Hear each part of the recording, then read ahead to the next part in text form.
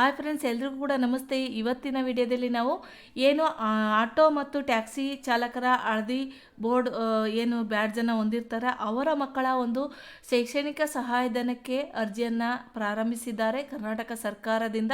ಯಾರೆಲ್ಲ ನಿಮ್ಮ ಮಕ್ಕಳು ಮೆಟ್ರಿಕ್ ನಂತರದ ವಿದ್ಯಾಭ್ಯಾಸವನ್ನು ಮಾಡ್ತಾ ಇರ್ತಾರೋ ಅವರಿಗೆ ಒಂದು ಸ್ಕಾಲರ್ಶಿಪ್ಪನ್ನು ಈ ಒಂದು 2025-26 ಸಾಲಿನ ಶೈಕ್ಷಣಿಕ ಸಹಾಯಧನಕ್ಕೆ ಅರ್ಜಿಯನ್ನು ಪ್ರಾರಂಭ ಮಾಡಿದ್ದಾರೆ. ನಿಮ್ಮ ಮಕ್ಕಳ ಶೈಕ್ಷಣಿಕ ಸಹಾಯಧನಕ್ಕೆ ನೀವು ಅರ್ಜಿಯನ್ನು ಸಲ್ಲಿಸ್ಬೋದು. ಈ ಅರ್ಜಿಯನ್ನು ಸಲ್ಲಿಸಲಿಕ್ಕೆ ಏನೆಲ್ಲ ದಾಖಲಾತಿಗಳು ಬೇಕು, ಏನೆಲ್ಲ ಅರ್ಹತೆಗಳಿರಬೇಕು, ಯಾವ್ಯಾವ ಒಂದು ಶೈಕ್ಷಣಿಕಕ್ಕೆ ಯಾವ್ಯಾವ ಒಂದು ಧನ ಸಹಾಯವನ್ನು ಕೊಡ್ತಾ ಇದ್ದಾರೆ ಅಂತ ಪ್ರತಿಯೊಂದು ಮಾಹಿತಿಯನ್ನು ಈ ವಿಡಿಯೋದಲ್ಲಿ ನಾನು ನಿಮಗೆ ತಿಳಿಸ್ಕೊಡ್ತಾ ಇದ್ದೀನಿ. ಎಲ್ಲಿ ಅರ್ಜಿ ಸಲ್ಲಿಸಬೇಕು ಅಂತೇಳಿ. ಇಲ್ಲಿವರೆಗೂ ಕೂಡ ನೀವೇನಾದರೂ ನಮ್ಮ SV ಸೇವಾಟೆಕ್ ಯೂಟ್ಯೂಬ್ ಚಾನಲ್ನ ಸಬ್ಸ್ಕ್ರೈಬ್ ಮಾಡಿಲ್ಲ ಅಂದರೆ ಈಗಲೇ ಸಬ್ಸ್ಕ್ರೈಬ್ ಮಾಡಿ, ಪಕ್ಕದಲ್ಲಿ ಬರುವ ಬೆಲ್ ಬಟನನ್ನು ಕ್ಲಿಕ್ ಮಾಡಿ. ಈಗ ನಾವು ಒಂದು 2025-26 ಸಾಲಿನ ಶೈಕ್ಷಣಿಕ ಸಹಾಯಧನಕ್ಕೆ ಏನು ಎಲ್ಲೋ ಬ್ಯಾಡ್ಜನ್ನು ಕಡ್ಡಾಯವಾಗಿ ಹೊಂದಿರಬೇಕಾಗಿರುತ್ತೆ ಆಟೋ ಮತ್ತು ಟ್ಯಾಕ್ಸಿ ಡ್ರೈವರ್ಗಳು. ಅವರ ಮಕ್ಕಳ ಒಂದು ಶೈಕ್ಷಣಿಕ ಸಹಾಯಧನಕ್ಕೆ ಯಾರೆಲ್ಲ ನಿಮ್ಮ ಮಕ್ಕಳು SLCಯ ನಂತರ ವಿದ್ಯಾಭ್ಯಾಸವನ್ನು ಮಾಡ್ತಾ ಇದ್ದಾರೆ ಅವರಿಗೆ ಈ ಒಂದು ಶೈಕ್ಷಣಿಕ ಸಹಾಯಧನಕ್ಕೆ ಒಂದು ಅರ್ಜಿಯನ್ನು ಸ್ಟಾರ್ಟ್ ಮಾಡಿದ್ದಾರೆ. ನಾವಿವಾಗ ಏನೆಲ್ಲ ಬೇಕು ಅಂತೇಳಿ ನಾವು ಇವಾಗ ತಿಳಿದುಕೊಳ್ಳೋಣ. ನಾವು ಏನೆಲ್ಲ ಒಂದು ಅರ್ಹತೆ ಇರಬೇಕು ಅಂತ ಎಲ್ಲ ಮಾಹಿತಿಯನ್ನು ಈ ವಿಡಿಯೋದಲ್ಲಿ ನಾವು ತಿಳಿದುಕೊಳ್ಳೋಣ. ಈಗ ಈ ಒಂದು ಸ್ಕಾಲರ್ಶಿಪ್ ಹೆಸರು ಏನಿಟ್ಟಿದ್ದಾರೆ ಅಂದರೆ ವಿದ್ಯಾಧನ್ ವಿದ್ಯಾರ್ಥಿ ವೇತನ ಅಂತೇಳಿ, ಅಂದರೆ ವಿದ್ಯಾಧನ್ ಸ್ಕಾಲರ್ಶಿಪ್. ಹೇಗೆ ನಮ್ಮ ರೈತರ ಮಕ್ಕಳಿಗೆ ಒಂದು ಏನು ರೈತ ವಿದ್ಯಾನಿಧಿ ಅಂತ ಸ್ಕಾಲರ್ಶಿಪ್ಪನ್ನು ಮಾಡಿದ್ದಾರೆ, ಅದೇ ರೀತಿ ಆಟೋ ಚಾಲಕರ ಮತ್ತು ಟ್ಯಾಕ್ಸಿ ಚಾಲಕರ ಮಕ್ಕಳಿಗೆ ಒಂದು ವಿದ್ಯಾಧನ್ ಸ್ಕಾಲರ್ಶಿಪ್ ಅಂತೇಳಿ ಇಟ್ಟಿದ್ದಾರೆ.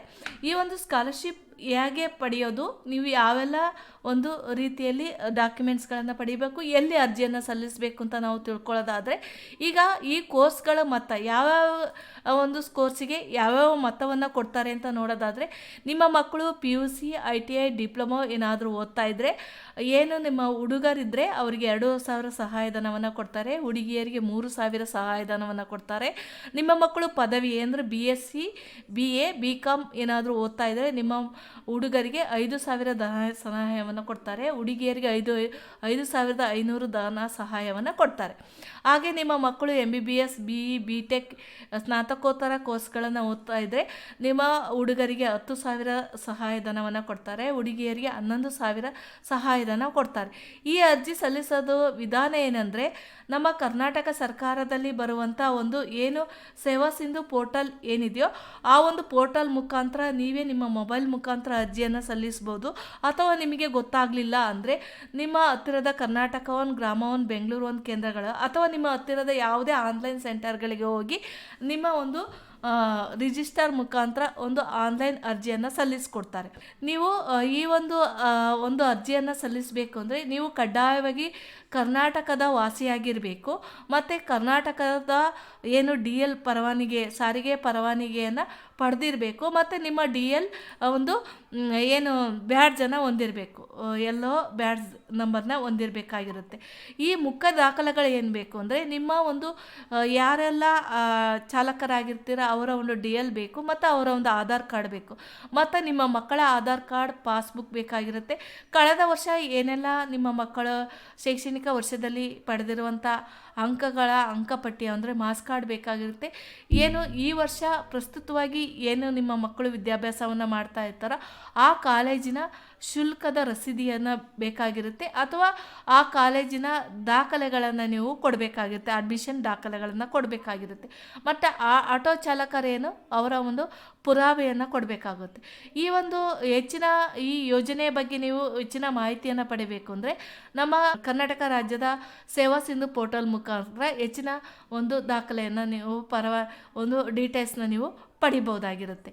ಈಗ ನಾವು ಯಾವ ರೀತಿ ಸೇವಾ ಸಿಂಧುದಲ್ಲಿ ಯಾವ ರೀತಿ ನೋಡೋದಾದರೆ, ನೀವೇ ಸ್ವತಃ ಅರ್ಜಿಯನ್ನು ಸಲ್ಲಿಸಬೇಕು ಅಂದರೆ ಯಾವ ರೀತಿ ನೀವು ಸರ್ಚನ್ನು ಮಾಡಬೇಕು ಅಂತ ನಾನು ನಿಮಗೆ ನಾವು ಈ ರೀತಿ ಸೇವಾ ಸಿಂಧು ಪೋರ್ಟಲ್ನ ಓಪನ್ ಮಾಡಿದ ಮೇಲೆ ನೀವೇನು ರಿಜಿಸ್ಟರ್ ಮಾಡಿ ನಿಮ್ಮ ಒಂದು ರಿಜಿಸ್ಟರ್ ಅಕೌಂಟ ಓಪನ್ ಮಾಡಿದ ಮೇಲೆ ನೀವಿಲ್ಲಿ ಅಪ್ಲೈ ಫಾರ್ ಸರ್ವಿಸ್ ಅಂತ ಒಂದು ಆಪ್ಷನ್ ಇದೆ, ಅದ್ರ ಮೇಲೆ ಬನ್ನಿ. ನಾನು ನಿಮಗೆ ಟಿಕ್ ಮಾಡಿ ತೋರಿಸ್ತಾ ಇದ್ದೀನಿ. ಅಪ್ಲೈ ಫಾರ್ ಸರ್ವಿಸ್ ಅಂತ ಇದೆ, ನೀವು ನೋಡ್ಬೋದು. ಇಲ್ಲಿ ಅಪ್ಲೈ ಫಾರ್ ಸರ್ವಿಸ್ ಅಂತ ಇದೆ, ಇದ್ರ ಮೇಲೆ ನೀವು ಟಿಕ್ ಮಾಡಿ. ಇದ್ರ ಮೇಲೆ ಬಂದು ನೀವು ಟಿಕ್ ಮಾಡಿದಾಗ ನೀವು ನೋಡ್ಬೋದು. ಈ ಒಂದು ಅಪ್ಲೈ ಫಾರ್ ಸರ್ವಿಸ್ ಮೇಲೆ ಬಂದಾಗ ಇದ್ರ ಮೇಲೆ ನೀವು ಕ್ಲಿಕ್ ಮಾಡಿ.